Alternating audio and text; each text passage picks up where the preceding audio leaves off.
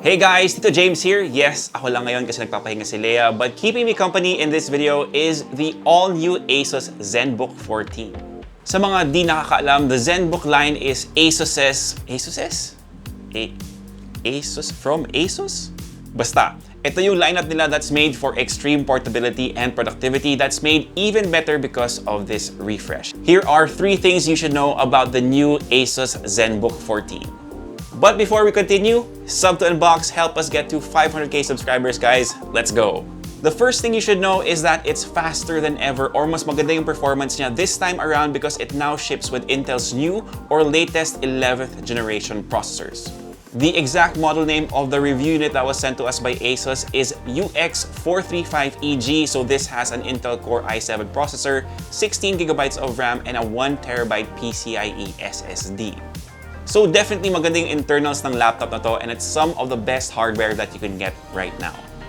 It also has an NVIDIA MX40 GPU. I'm sure marami magtatanong kung okay ba to for games, and the answer is kind of. Don't expect this to play AAA titles, but lighter ones like Hades, CSGO, and maybe even some Valorant, yun, kaya niya, pero not for prolonged periods either since di naman to gaming laptop. This was made with productivity in mind, so office work, some light photo and video editing, mga ganon. Madami namang product line si Asus, so kung gaming talaga yung priority mo, then it's best that you check out either yung TUF or their ROG lineup instead. Anyway, we still have to review this laptop so we can go more in-depth about its performance. Make sure you check the website in about a week or so. Number 2 on what I think you should know about the ZenBook 14 is that it has the brand's special sauce. Now, what do I mean by that? Kasi hindi naman burger to, diba?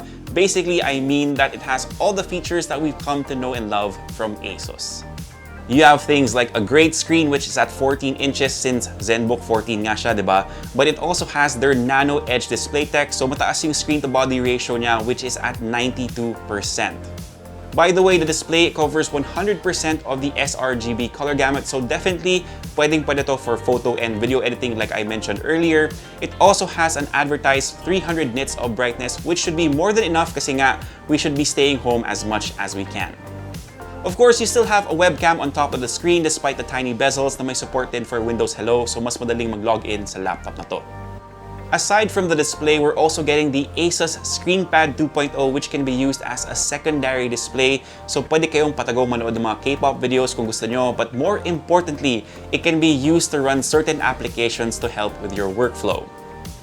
The ScreenPad measures in at 5.65 inches with a resolution of 2160 by 1080, so parang smartphone lang din siya and can be used to run different applications as I mentioned.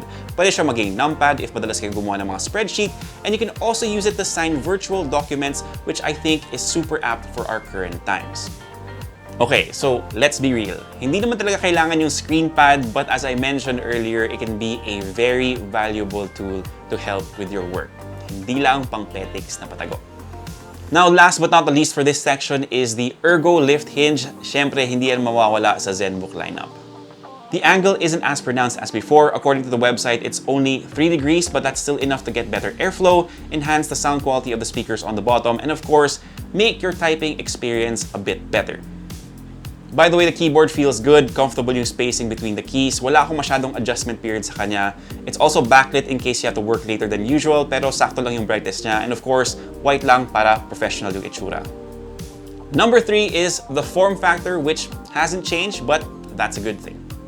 I'm sure na-notice nyo na to, pero wala naman masyadong pinagkaiba yung itsura ng ZenBook 14 sa mga previous model, and that's okay. You still have an all-aluminum chassis with their signature concentric circle design that looks extremely profesh.